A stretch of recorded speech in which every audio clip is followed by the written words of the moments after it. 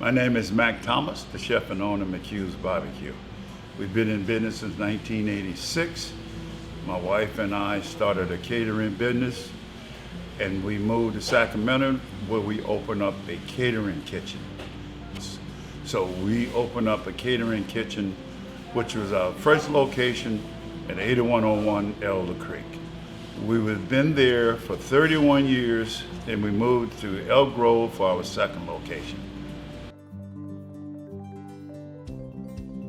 This is our commercial oven that we need because we bake bread, mac cheese, cookies. We do all our baking in this oven. So that's something that is required because we do a lot of baking and cooking for macaroni and cheese.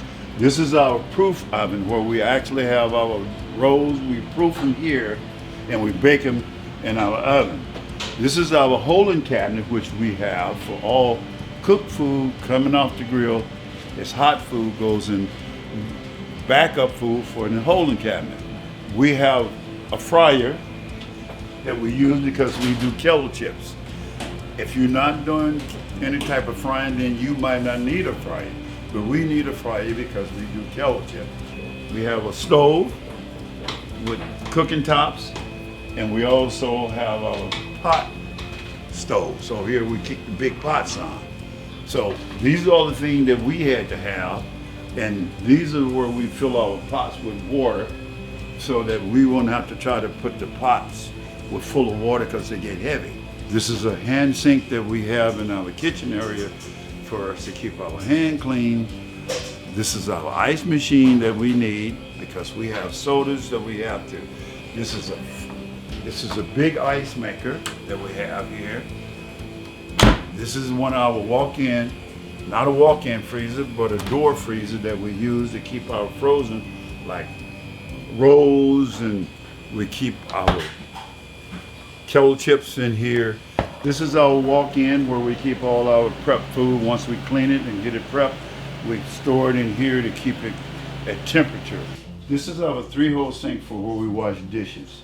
As you know, we have a wash, we have a rinse, and a sanitizer. Those are the 3-hole sinks that we have to have.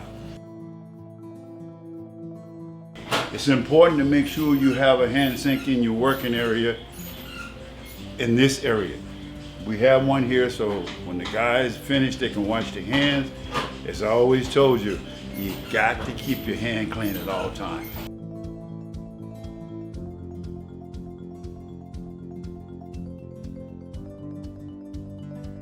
So those guidelines is recommended for each restaurant to use those guidelines to handle food safely and properly.